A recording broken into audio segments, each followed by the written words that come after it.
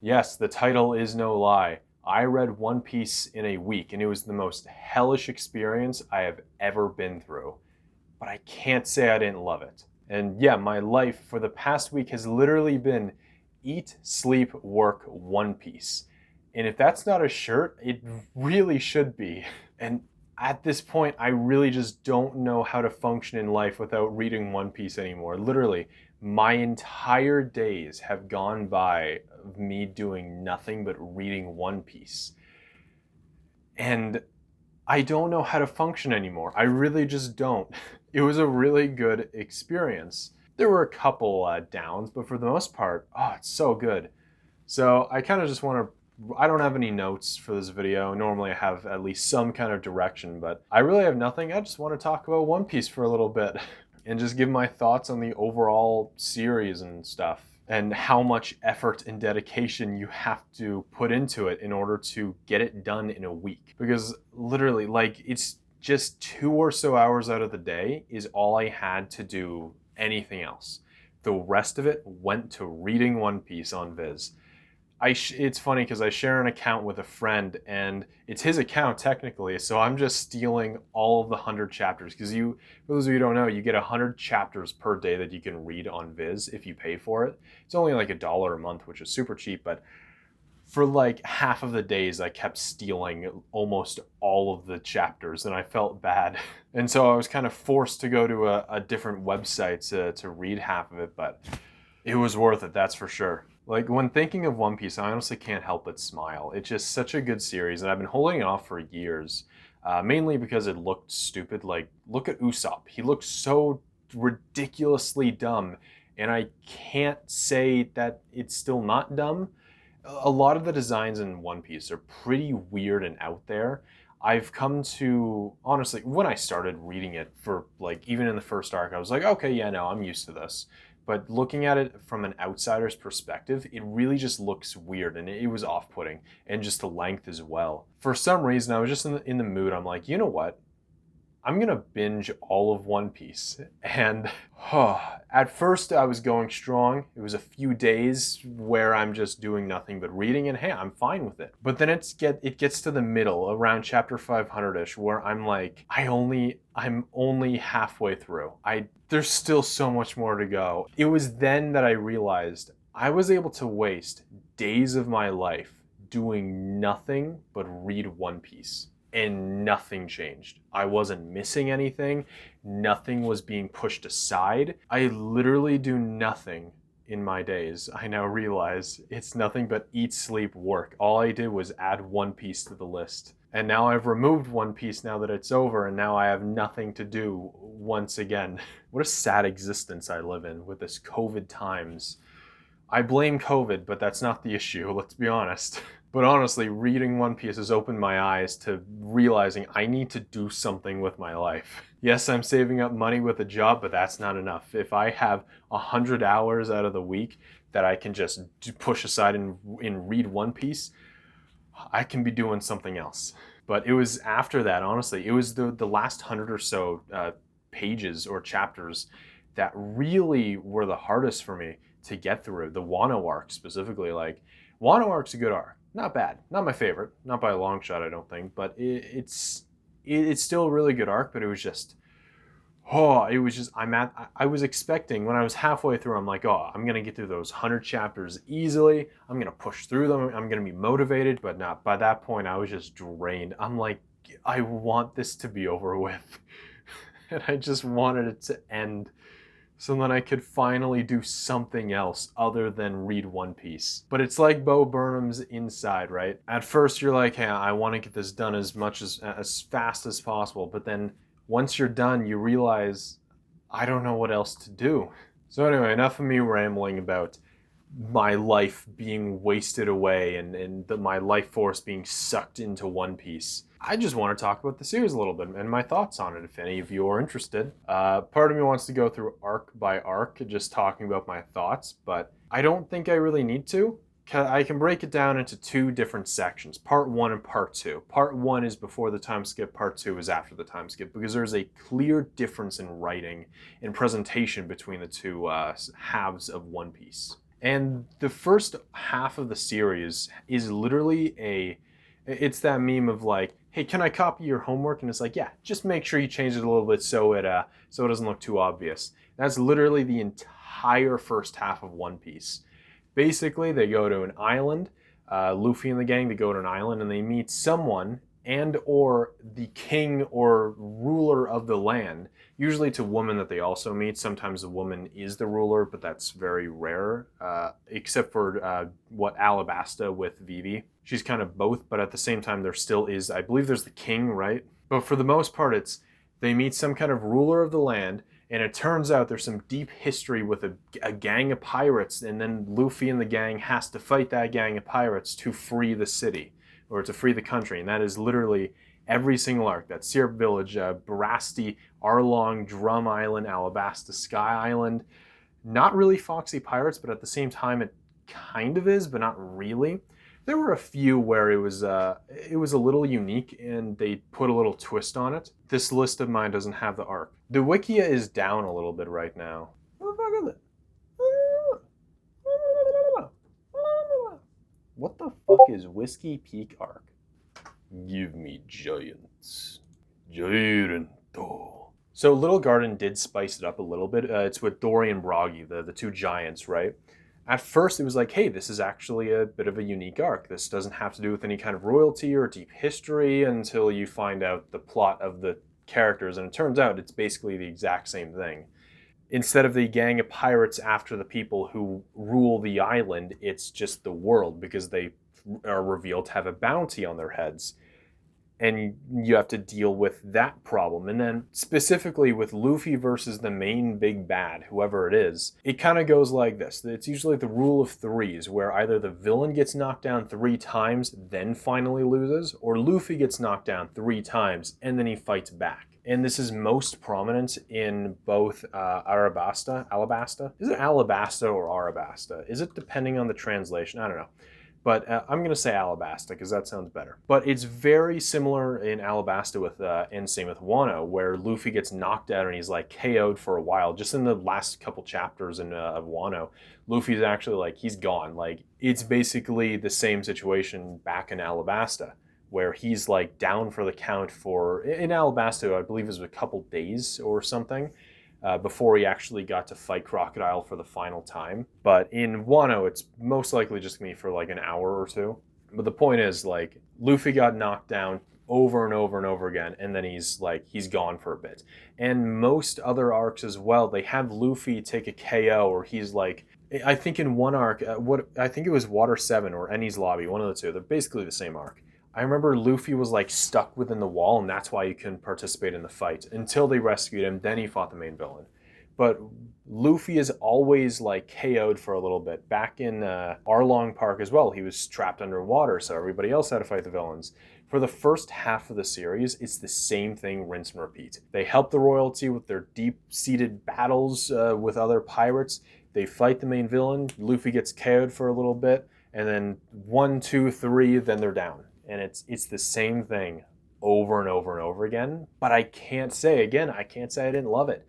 There was something charming about it. For some reason, it never got old, and I don't really know why. I think it's just because of the wacky characters that they've introduced. The wacky yet so serious, and you love the characters despite all their ridiculousness. It's just the uniqueness. It feels different. Like I said, even with Little Garden, right? At first, that felt like a very different arc. By the end, it felt kind of similar, but overall, it really was the same, but just presented in a different way. And Oda has a really good way of doing that. Because, like I said, all the first half of the series is just the same arc copy-pasted over and over again. But it just works. I don't know how or why, but it just does. But then we have the second half of the series. I just talked about the Sea of Survival. I forgot that they actually had names. Sea of Survival, Super Rookie Saga, and now we're into the final Sea, the New World Saga. This is where things get a bit different, and part of me enjoys it a little bit more, but at the same time I enjoy it a little bit less. It's weird, because my issue with the first half is that there wasn't enough plot. I never really complained about that, but it's just like, it's in the back of my mind. It's like 500 chapters in, when we get to Marineford, that's when plot starts to happen. Well, more so Impel Down, right? Escaping everybody out of prison. That's when we actually get Ace stuff, and that's when things start to move forward. But it's really Marineford when we really get plot, and that's 500 chapters in. That's when the plot starts. Yes, there's Crocodile and Vivi and Arabasta, which is a very... that's probably the biggest plot arc in the first half, other than like Marineford and all that. But 500 chapters until we get plot. I was like, man, things need to happen. But now we get to the second half, into the final C, that's where things happen. And every single arc is important. Unlike, there was the one stupid tournament arc. It was the most ridiculous, it was the Long Ring, Long Land arc back in the first saga, right? Or the first half with Foxy. I can't say that it wasn't entertaining, but at the same time, that's definitely the worst arc in my opinion. It is the most useless arc. We do get to meet one of the three admirals, which fair enough, but there was just such a lack of plot. But now in the second half, it is nothing but plot. There's part of me that's hoping that the next arc is just a nice breather. It's, just one of their stupid, goofy adventures. They meet someone and they save them, yada yada, just like the old days. But with them being in such like a dangerous area, in such a high level kind of situation, right? They are now very powerful pirates. They're fighting two warlords right now, and they're not dying instantly. When way back in the first saga, like the first half, they fought, what's his name, like Dracula or something. Yeah, there was Dracula, who completely wiped everyone out and destroyed Zoro instantly. And honestly, at this point, we're still waiting for the Zoro rematch with him. So that's one of the seven warlords. We're talking about an emperor here. Two emperors that they're facing off against. Yes, they're Luffy and the gang. They're absolutely losing, but not as much as they did against Dracula, which, again, he was only a warlord, not an emperor. And so we're into some high stakes, high level stuff right now. So it would feel a little off, like, situational wise, if we just went back to a very calm, simple arc. But at the same time, with what's going on in Wano, we kind of need something calm. But I do love how much plot there is. I'm someone who really enjoys plot. And oh boy, let me tell you, One Piece has plot, if you know what I mean. But it also has a surprisingly large amount of plot in the second half. And it's super cool with the cover pages, right? We see what happens to all the villains. Specifically, Enel is one that I'm super interested in. He has to make a return at some point. That is my prediction. He is going to make a very big and grand return, because we know that Devil Fruit powers can evolve with, I forget who said that.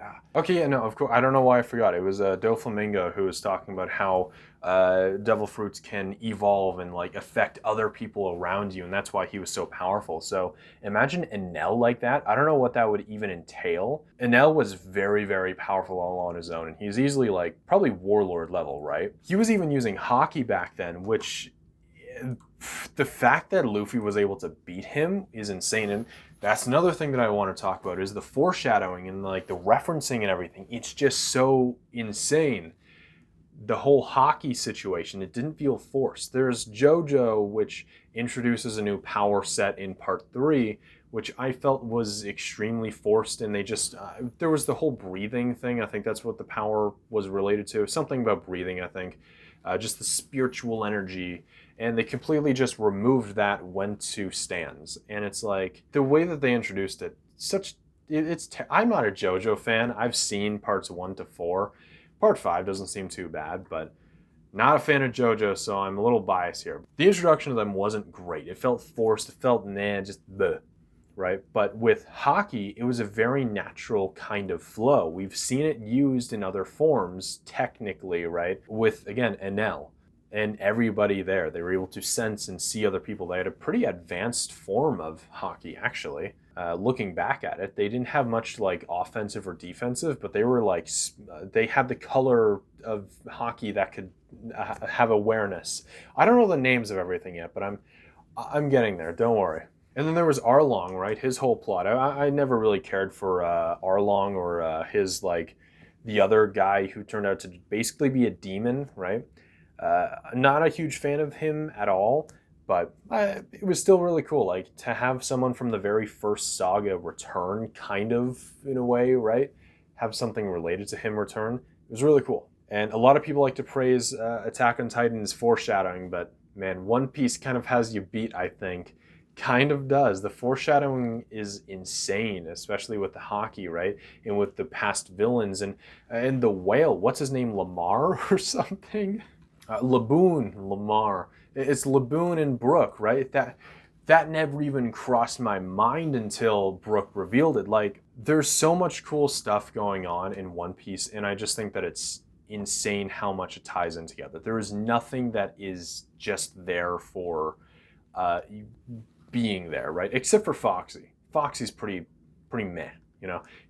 He's one of the few characters that kind of don't have any importance on the entire series at all, and is just there to do nothing and to cause chaos. The tournaments don't even return in a big way, not yet anyway. It'd be cool to see like 2 advanced pirates doing new types of tournament-based stuff. That'd be neat. A different kind of tournament would be cool. But every other arc has been referenced in some way, shape, or form, and it's so cool. And now I just want to go over a couple ideas and thoughts that I have just about certain topics in the series. And most of these I'm probably going to make a video on, so if you made it this far into the video, you have a sneak peek, I guess, if you're interested in me talking about more One Piece, which I plan on doing. So one thing that I want to talk about is the Will of D. And it's been brought up quite a bit throughout the series, and my initial idea of the Will of D, I'm sure people have talked about this so much. They've talked it to death. I probably don't have much to add to the conversation, but anything I've said has probably already been said. But what I thought the Will of D was for the longest time, up until recently, literally moments before I decided to record this video, I had a bit of a revelation of the Will of D, and I think it would be really cool. But initially, my idea was just that the Will of D is able to transfer their will onto other people and almost control them in a way. It's not mind control, not entirely, but it's subconsciously controlling, because there's something that every single person with the Will of D shares. I'm not going to say what it is. Again, I'm going to make a video on this. Can't reveal everything, but there's something that all of them have in common. And there's just some things about Luffy where it's a little suspicious. Like, there are things that happen too conveniently for him. Other people just come to his aid a little too quick, and they're able to, like, they get on his good side a little too easily. I don't know. And it's even noted by, I believe Zoro at one point is like, that's Luffy, you know, he's able to get everybody around him so easily. Like, he just has that energy and that like attitude about him that just makes people want to follow him. And I'm just sitting there thinking like, nah, it's got to be more than that. And then I had a revelation that I don't know if I even want to say it here, but all of the Will of D probably have some kind of connection with each other, building up towards this great power or something happening in the future, which is what Luffy would be building up to. Everything has been connected to Luffy because there's like 3 prophecies that have been introduced in One Piece, and all of them relate back to Luffy, essentially, right? There's the thing with Fishman Island. I'm pretty sure even in Wano, there's that, or with Zoe, Wano or Zoe. Like, there's all these different prophecies that all come to the same conclusion, and that is Luffy, right? And I feel like all of the Will of D has been coming together to create Luffy, to put him in a situation where he can do something. Is it find the One Piece? Is it what? I don't know. Probably not find the One Piece. That doesn't seem anything too extraordinary. In a universal construct, right? In that kind of concept kind of way, right? Unless maybe the One Piece is some great power or something. I don't know. We don't know what the One Piece is, but there's something there with the Will of D, and I really, really like that. And actually, I have the Wiki page open, and I just see Yamato from the Wano arc. I really like Yamato. I do think that she's going to join the Straw Hat gang, the crew. That's something else that I want to talk about. The future members of the gang, which technically I believe there should only be one more member, but yeah, I'm sure everybody's already talked about Yamato joining because she just seems like she has that kind of energy. There was one last thing I wanted to bring up as well. Oh yeah, and then I just wanted to talk about, I want to make a video talking about what the future of One Piece could hold, because we only have about like 150 to 250 chapters remaining, something like that. We have about 4 to 5 years, according to, I believe the editor has recently said, just a few months ago, said that in about 4 to 5 years, or they said 20 to 30 more volumes, which is kind of crazy. In that many volumes, in 20 to 30 volumes, it should be over. Which Oda said something similar sometime last year, but the editor just recently said that a couple months ago. So there's either, if we're going at the Wano pace, there could be 2 more arcs, right? If that. But assuming we don't have as long arcs, maybe 50 to 60 average, maybe, then we could get a few arcs in there. And like I said, I think that Enel will return. I think it's pretty obvious. He went to space, he met aliens, and now he's like probably ruling the universe now. And so he's going to come back stronger than before, probably with his awakened power. And I feel like that we're going to see a few old villains, right? They all got broken out of prison. They built a new prison. We're probably going to see something with that prison happen recently or soon. Probably Enel might break everybody else out of prison. Crocodile's probably going to have some kind of return. And I'm just super excited for the future of One Piece. It's not too long in the future. We don't have much longer in the future for One Piece, and I'm ashamed that I'm a little bit saddened, I guess, that I haven't been able to enjoy it for any longer than this. But it's my own fault, I guess, for not joining and reading it soon enough. I still have to watch the movie, still have to watch the filler arcs, which I will at some points, but I am not in any rush. I'm exhausted from anime. But anyway, I hope you enjoyed this video. I hope this wasn't too rambly. I hope you... I feel like to a One Piece fan, I've just said a bunch of useless random stuff. But I hope you enjoyed the video anyway. What do you guys think about One Piece? And are you interested in me talking about One Piece? Because I'm definitely going to do it, regardless if you say so. So yeah, how did you guys get into One Piece? How long did it take you to read? Or when did you get into it, I guess? Because that depends on how long. Right? If you were into it since chapter 1, it would take you approximately like 5 minutes to read the first chapter, and then you're caught up, right? While it took me about 100 hours. So anyway, yeah, hope you enjoyed the video. If you did, give it a like and subscribe for more content, and I will see you in the next video. Goodbye.